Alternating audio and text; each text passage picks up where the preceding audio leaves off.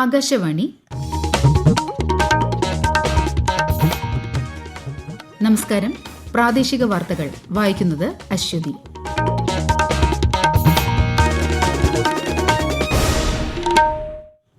പ്രധാന വാർത്തകൾ. ഇന്ത്യ ഊർജ്ജ വാരത്തിന് ഗോവയിൽ തുടക്കമായി. ഇന്ത്യ യൂറോപ്യൻ യൂണിയൻ സ്വതന്ത്ര വ്യാപാര കരാർ ഉൽപാദന സേവന മേഖലകളെ ഉത്തേജിപ്പിക്കുമെന്ന് പ്രധാനമന്ത്രി നരേന്ദ്രമോദി. ശബരിമല സ്വർണ്ണപ്പാളി കേസിൽ നിയമസഭയിൽ പ്രതിഷേധം. ദേവസ്വം മന്ത്രി രാജിവെക്കണമെന്ന് പ്രതിപക്ഷം. സഭാ കവാടത്തിൽ 2 പ്രതിപക്ഷ MLA-മാർ സത്യാഗ്രഹം തുടങ്ങി. അവയവമാറ്റം ഉൾപ്പെടെ ചെലവേറിയ ചികിത്സകൾക്ക് പ്രത്യേക ഇൻഷുറൻസ് നടപ്പാക്കുന്നതിന്റെ പ്രായോഗികത പരിശോധിക്കുമെന്ന് മുഖ്യമന്ത്രി പിണറായി വിജയൻ. പാർലമെന്റിന്റെ ബജറ്റ് സമ്മേളനത്തിന് മുന്നോടിയായി കേന്ദ്ര സർക്കാർ വിളിച്ചു ചേർത്ത സർവകക്ഷി യോഗം ആരംഭിച്ചു. ബജറ്റ് സമ്മേളനം നാളെ മുതൽ. കേരള ഭാഷാ ഇൻസ്റ്റിറ്റ്യൂട്ടിന്റെ വൈജ്ഞാനിക പുരസ്കാരങ്ങൾ മുഖ്യമന്ത്രി പിണറായി വിജയൻ ഇന്ന് സമ്മാനിക്കും. അണ്ടർ 19 ഏകദിന ലോകകപ്പ് ക്രിക്കറ്റിൽ ഇന്ത്യ ഇന്ന് സിംബാബ്വെയെ നേരിടും. വാർത്തകൾ വിശദമായി. ആഗോള വ്യാപാര വിതരണ ശൃംഖലയുടെ 1/3 സംഭാവന ചെയ്യുന്ന സമ്പദ് വ്യവസ്ഥകൾ തമ്മിലുള്ള ഏകോപനമാണ് ഇന്ത്യ യൂറോപ്യൻ യൂണിയൻ സ്വതന്ത്ര വ്യാപാര കരാറെന്ന് പ്രധാനമന്ത്രി നരേന്ദ്രമോദി. ഗോവയിൽ ഇന്ത്യ ഊർജ്ജ വാരത്തെ വെർച്വലായി അഭിസംബോധന ചെയ്യുകയായിരുന്നു അദ്ദേഹം. ഇന്ത്യ യൂറോപ്യൻ യൂണിയൻ സ്വതന്ത്ര വ്യാപാര കരാർ ഉൽപാദന സേവന മേഖലകളെ ഉത്തേജിപ്പിക്കും. ഊർജ്ജ മേഖലയിലെ പ്രവർത്തനങ്ങൾക്കുള്ള ആഗോള വേദിയായി ഇന്ത്യ ഊർജ്ജവാരം മാറുമെന്നും പ്രധാനമന്ത്രി പറഞ്ഞു. ശബരിമല സ്വർണ്ണക്കേസ് വിഷയം ഉയർത്തി 2 പ്രതിപക്ഷ MLA-മാർ നിയമസഭാ കവാടത്തിന് മുന്നിൽ സത്യാഗ്രഹം ആരംഭിച്ചു. 4 ദിവസത്തെ ഇടവേളയ്ക്ക് ശേഷം സഭ ഇന്ന് സമ്മേളിച്ചപ്പോൾ തന്നെ പ്രതിപക്ഷം ശബരിമല വിഷയം ഉയർത്തുകയായിരുന്നു. കൂടുതൽ വിവരങ്ങളുമായി ആകാശവാണി ലേഖകൻ സ്മിതി M. പള്ളുരുത്തി. ദേവസ്വം മന്ത്രി രാജിവെക്കണം എന്നാവശ്യപ്പെട്ട് CR മഹേഷും നജീബ് കാന്തപുരവുമാണ് സഭാ കവാടത്തിൽ സത്യാഗ്രഹം ആരംഭിച്ചത്. സഭാ നടപടികളിൽ സഹകരിച്ചുകൊണ്ട് തന്നെ സമരം തുടരുമെന്നാണ് പ്രതിപക്ഷ നേതാവ് പ്രഖ്യാപിച്ചത്. എന്നാൽ സമരം സഭാ കവാടത്തിൽ ആണെങ്കിലും ഫലത്തിൽ ഹൈക്കോടതിക്ക് എതിരെയാണ് എന്നായിരുന്നു മുഖ്യമന്ത്രി പിണറായി വിജയൻ പ്രതികരിച്ചത്. ഹൈക്കോടതി മേൽനോട്ടത്തിലാണ് SIT അന്വേഷണം തുടരുന്നതെന്നും മുഖ്യമന്ത്രി പറഞ്ഞു. ഇതിനുശേഷം ചോദ്യോത്തരവേള തുടർന്നു എങ്കിലും അടിയന്തര പ്രമേയത്തിന് അനുമതി നിഷേധിച്ചതിൽ പ്രതിഷേധിച്ച് പ്രതിപക്ഷം സഭ ബഹിഷ്കരിച്ചു. ഗവർണറുടെ നയപ്രഖ്യാപനത്തിന്മേലുള്ള നന്ദിപ്രമേയ ചർച്ച ഇന്ന് നിയമസഭയിൽ നടക്കും. ഈ മാസം 29-നാണ് സംസ്ഥാന ബജറ്റ്. പയ്യന്നൂർ ഫണ്ട് തട്ടിപ്പ് വിഷയത്തിൽ CPIM-ഉം മുഖ്യമന്ത്രിയും പ്രതിരോധത്തിലാകുമെന്നുള്ളതുകൊണ്ടാണ് അടിയന്തര പ്രമേയത്തിന് അനുമതി നൽകാതിരുന്നതെന്ന് പ്രതിപക്ഷ നേതാവ് VD സതീശൻ. നിയമസഭാ നടപടികൾ ബഹിഷ്കരിച്ച ശേഷം മീഡിയ റൂമിൽ മാധ്യമപ്രവർത്തകരോട് സംസാരിക്കുകയായിരുന്നു അദ്ദേഹം. പയ്യന്നൂർ MLA ഓഫീസിലേക്ക് മാർച്ച് നടത്തിയ സ്ത്രീകൾ ഉൾപ്പെടെയുള്ള കോൺഗ്രസ് പ്രവർത്തകരെ CPIM പ്രവർത്തകർ മർദ്ദിച്ചതായി പ്രതിപക്ഷ നേതാവ് ആരോപിച്ചു. അവയവമാറ്റം ഉൾപ്പെടെ ചെലവേറിയ ചികിത്സകൾക്കായി പ്രത്യേക ഇൻഷുറൻസ് പരിരക്ഷയുൾപ്പെടെയുള്ള കാര്യങ്ങൾ നടപ്പാക്കുന്നതിന്റെ പ്രായോഗികത പരിശോധിക്കുമെന്ന് മുഖ്യമന്ത്രി പിണറായി വിജയൻ. അവയവമാറ്റ ചികിത്സയ്ക്ക് സർക്കാർ അനുവദിക്കുന്ന സഹായധനത്തിന്റെ ഉയർന്ന പരിധി സംബന്ധിച്ച് AK അഷ്റഫിന്റെ ചോദ്യത്തിന് നിയമസഭയിൽ മറുപടി പറയുകയായിരുന്നു അദ്ദേഹം. അവയവമാറ്റം മാത്രമല്ല, മറ്റ് തരത്തിലുള്ള ചികിത്സകൾക്കും വലിയ തുക ചെലവഴിക്കേണ്ടതായി വരുന്നുണ്ട്. ഇപ്പോഴത്തെ അവസ്ഥയിൽ സർക്കാരിന് ആ മുഴുവൻ ബാധ്യതയും വഹിക്കാൻ കഴിയുന്നതല്ല. എന്നാൽ അതുമായി ബന്ധപ്പെട്ട് വിശദമായ കാര്യങ്ങൾ നാം എല്ലാവരും ചർച്ച ചെയ്യേണ്ടതുണ്ട്.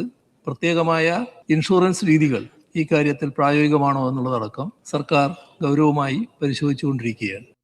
സംസ്ഥാനത്ത് നഗരനയം ആവിഷ്കരിക്കുമെന്ന് മന്ത്രി MB രാജേഷ്. നിയമസഭയിൽ ചോദ്യോത്തരവേളയിൽ സംസാരിക്കുകയായിരുന്നു അദ്ദേഹം. രാജ്യത്ത് ആദ്യമായാണ് ഒരു സംസ്ഥാനം നഗരനയം ആവിഷ്കരിക്കുന്നതെന്നും മന്ത്രി വ്യക്തമാക്കി. ശബരിമല സ്വർണ്ണക്കൊള്ള കേസിൽ ദേവസ്വം മുൻ പ്രസിഡന്റ് A. പത്മകുമാറിനെ വീണ്ടും റിമാൻഡ് ചെയ്തു.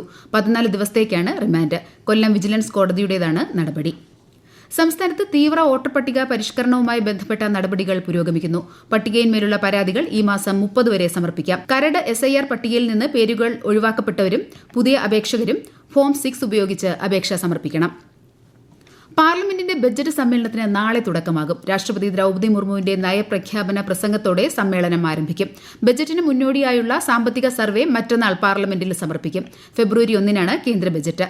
നാളെ മുതൽ ഫെബ്രുവരി 13 വരെയും മാർച്ച് 9 മുതൽ ഏപ്രിൽ 2 വരെയും 2 ഘട്ടങ്ങളായാണ് പാർലമെന്റിന്റെ ബജറ്റ് സമ്മേളനം.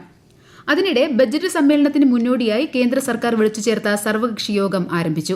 രാജ്യരക്ഷാമന്ത്രി രാജ്നാഥ് സിംഗിന്റെ അധ്യക്ഷതയിലാണ് യോഗം. 30 ദിവസത്തെ ബജറ്റ് സമ്മേളനം സുഗമമാക്കുന്നതിന്റെ ഭാഗമായാണ് യോഗം വിളിച്ചു ചേർത്തത്. ഈ വാർത്തകൾ ആകാശവാണിയിൽ നിന്ന്.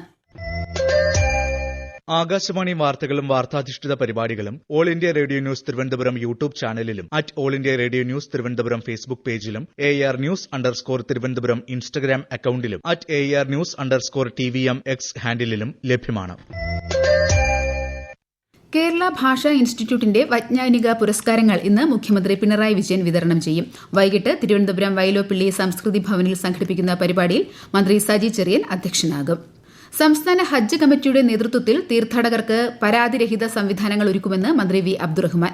ഹജ്ജ് കമ്മിറ്റിയുടെ സാങ്കേതിക ക്ലാസ് 2ാം ഘട്ടത്തിന്റെ സംസ്ഥാനതല ഉദ്ഘാടനം കണ്ണൂരിൽ നിർവഹിക്കുകയായിരുന്നു അദ്ദേഹം. ഹജ്ജ് കമ്മിറ്റിയുടെ ചരിത്രത്തിൽ ഏറ്റവും കൂടുതൽ പേരെ ഹജ്ജിന് അയക്കാൻ കഴിഞ്ഞത് ഈ സർക്കാരിന്റെ കാലത്താണെന്നും അദ്ദേഹം പറഞ്ഞു. മെയ് 5 മുതൽ 19 വരെയുള്ള ദിവസങ്ങളിലാണ് ഹജ്ജ് തീർത്ഥാടക സംഘങ്ങൾ പുറപ്പെടുന്നത്.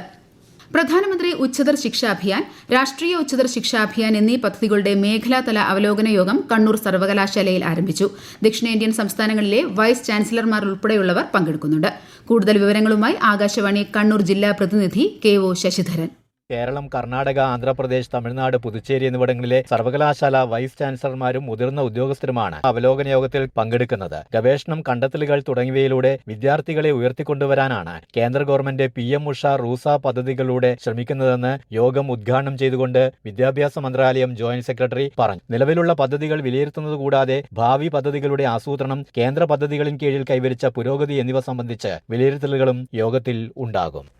മകരവിളക്ക് ദിനം അനുമതിയില്ലാതെ ശബരിമല സന്നിധാനത്തും പരിസര പ്രദേശങ്ങളിലും സിനിമാ ഷൂട്ടിംഗ് നടത്തിയതിന് സംവിധായകൻ അനുരാജ് മനോഹറിനെതിരെ വനം വകുപ്പ് കേസെടുത്തു. പെരിയാർ കടുവാ സങ്കേതത്തിന്റെ ഭാഗമായ സ്ഥലത്താണോ ചിത്രീകരണം നടത്തിയതെന്ന് വനം വകുപ്പ് പരിശോധിച്ചു വരികയാണ്. വനത്തിൽ അതിക്രമിച്ച് കയറിയതടക്കം വകുപ്പുകളാണ് സംവിധായകനെതിരെ ചുമത്തിയിരിക്കുന്നത്. തിരുവനന്തപുരം കഴക്കൂട്ടത്ത് പോലീസ് സ്റ്റേഷന് മുന്നിൽ നിർത്തിയിട്ട വാഹനത്തിലിരുന്ന് പരസ്യമായി മദ്യപിച്ച 6 പോലീസുകാരെ സസ്പെൻഡ് ചെയ്തു. പോലീസുകാർ മദ്യപിച്ചത് ഡ്യൂട്ടി സമയത്തെന്ന് കണ്ടെത്തിയതിനെ തുടർന്നാണ് നടപടി. നല്ല നടപ്പ് പരിശീലനം നൽകാനും തീരുമാനിച്ചു. സമൂഹ മാധ്യമത്തിലൂടെ അപകീർത്തികരമായ വീഡിയോ പ്രചരിപ്പിച്ചതിനെ തുടർന്ന് കോഴിക്കോട് സ്വദേശി ദീപക് മരിക്കാനിടയായ കേസിൽ പ്രതി ഷിംജിത മുസ്തഫയ്ക്ക് ജാമ്യമില്ല. കേസിൽ റിമാൻഡിലാണ് ഷിംജിത. ആത്മഹത്യാ പ്രേരണ കുറ്റത്തിനാണ് കോഴിക്കോട് മെഡിക്കൽ കോളേജ് പോലീസ് കേസെടുത്തിരിക്കുന്നത്. സിംബാബ്വേയിൽ നടക്കുന്ന അണ്ടർ-19 ഏകദിന ലോകകപ്പ് ക്രിക്കറ്റിൽ ഇന്ത്യ ഇന്ന് ആതിഥേയരെ നേരിടും. സൂപ്പർ 6 സ്റ്റേജിലെ 6ാം മത്സരം ഇന്ത്യൻ സമയം ഉച്ചയ്ക്ക് 1 മണിക്ക് ആരംഭിക്കും. ടൂർണമെന്റിൽ തുടർച്ചയായ ജയത്തോടെയാണ് ഇന്ത്യ മുന്നേറുന്നത്.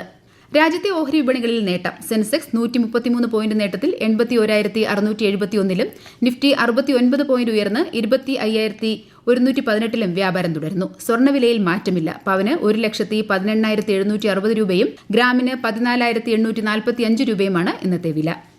വനിതാ പ്രീമിയർ ലീഗ് 2020 ക്രിക്കറ്റിൽ ഇന്ന് ഡൽഹി ക്യാപിറ്റൽസ് ഗുജറാത്ത് ജയന്റ്സിനെ നേരിടും. വൈകിട്ട് 7:30 വഡോദരയിലാണ് മത്സരം. ഇന്നലെ നടന്ന മത്സരത്തിൽ റോയൽ ചലഞ്ചേഴ്സ് ബംഗളൂരുവിനെ 15 റൺസിന് മുംബൈ ഇന്ത്യൻസ് പരാജയപ്പെടുത്തി. സന്തോഷ് ട്രോഫി ഫുട്ബോളിൽ കേരളം ഇന്ന് ഒഡീഷയെ നേരിടും. ഉച്ചയ്ക്ക് 2 മണിക്ക് അസമിലാണ് മത്സരം. ഒരു ജയവും സമനിലയും ഉൾപ്പെടെ 4 പോയിന്റുമായി ഗ്രൂപ്പ് ബിയിൽ കേരളം ഒന്നാമതാണ്. ഇന്നത്തെ മത്സരം ജയിച്ചാൽ കേരളത്തിന് ക്വാർട്ടർ റൌണ്ട് ഉറപ്പാകും. 2026-27 അധ്യയന വർഷത്തെ കേരളത്തിലെ എഞ്ചിനീയറിംഗ്, ആർക്കിടെക്ചർ, ഫാർമസി, മെഡിക്കൽ അനുബന്ധ കോഴ്സുകളിലേക്കുള്ള പ്രവേശനത്തിന് ഈ മാസം 31 വരെ അപേക്ഷിക്കാം. കീം 2026 പോർട്ടൽ വഴിയാണ് അപേക്ഷ സമർപ്പിക്കേണ്ടത്. കൂടുതൽ വിവരങ്ങൾക്കായി പ്രവേശന പരീക്ഷാ കമ്മീഷണറുടെ ഔദ്യോഗിക വെബ്സൈറ്റായ cee.kerala.gov.in സന്ദർശിക്കുക. തിരുവനന്തപുരത്തെ മലയൻകീഴ് താലൂക്ക് ആസ്ഥാന ആശുപത്രിയുടെ പുതിയ ബഹുനില മന്ദിരത്തിന്റെ ഉദ്ഘാടനം മന്ത്രി വീണ ജോർജ് ഇന്ന് നിർവഹിക്കും. 6 നിലകളിലായി നിർമ്മിച്ചിരിക്കുന്ന മന്ദിരത്തിൽ 24 മണിക്കൂറും പ്രവർത്തിക്കുന്ന അത്യാഹിത വിഭാഗം ഉൾപ്പെടെ വിവിധ വിഭാഗങ്ങൾ ആധുനിക രീതിയിൽ സജ്ജീകരിച്ചിട്ടുണ്ട്. മത്സ്യത്തൊഴിലാളി ക്ഷേമനിധി ബോർഡിന്റെ പുതിയ പദ്ധതിയായ വിരമിക്കൽ ആനുകൂല്യ വിതരണത്തിന്റെ സംസ്ഥാനതല ഉദ്ഘാടനം ഇന്ന് വൈകിട്ട് തിരുവനന്തപുരത്ത് മന്ത്രി വി ശിവൻകുട്ടി നിർവഹിക്കും. വെട്ടുകാട് കമ്മ്യൂണിറ്റി ഹാളിലാണ് പരിപാടി. മത്സ്യത്തൊഴിലാളി ക്ഷേമനിധി ബോർഡ് അംഗങ്ങൾ അംശാദായമായി അടച്ച തുക വിരമിക്കുന്ന സമയത്ത് തിരികെ നൽകണമെന്ന ആവശ്യത്തിനാണ് ഇതോടെ പരിഹാരമാകുന്നത്. പ്രധാന വാർത്തകൾ വീണ്ടും. ഇന്ത്യ ഊർജ്ജ വാരത്തിന് ഗോവയിൽ തുടക്കമായി. ഇന്ത്യ യൂറോപ്യൻ യൂണിയൻ സ്വതന്ത്ര വ്യാപാര കരാർ ഉൽപാദന സേവന മേഖലകളെ ഉത്തേജിപ്പിക്കുമെന്ന് പ്രധാനമന്ത്രി നരേന്ദ്രമോദി. ശബരിമല സ്വർണ്ണപ്പാളി കേസിൽ നിയമസഭയിൽ പ്രതിഷേധം. ദേവസ്വം മന്ത്രി രാജിവെക്കണമെന്ന് പ്രതിപക്ഷം. സഭാ കവാടത്തിൽ 2 പ്രതിപക്ഷ MLA-മാർ സത്യാഗ്രഹം തുടങ്ങി. അവയവം മാറ്റം ഉൾപ്പെടെ ചെലവേറിയ ചികിത്സകൾക്ക് പ്രത്യേക ഇൻഷുറൻസ് നടപ്പാക്കുന്നതിന്റെ പ്രായോഗികത പരിശോധിക്കുമെന്ന് മുഖ്യമന്ത്രി പിണറായി വിജയൻ. പാർലമെന്റിന്റെ ബജറ്റ് സമ്മേളനത്തിന് മുന്നോടിയായി കേന്ദ്ര സർക്കാർ വിളിച്ചു ചേർത്ത സർവകക്ഷി യോഗം ആരംഭിച്ചു. ബജറ്റ് സമ്മേളനം നാളെ മുതൽ. കേരള ഭാഷാ ഇൻസ്റ്റിറ്റ്യൂട്ടിന്റെ വൈജ്ഞാനിക പുരസ്കാരങ്ങൾ മുഖ്യമന്ത്രി പിണറായി വിജയൻ ഇന്ന് സമ്മാനിക്കും.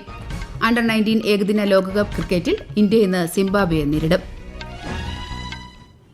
പ്രാദേശിക വാർത്തകൾ കഴിഞ്ഞു. അടുത്ത വാർത്താ പ്രക്ഷേപണം 12:50.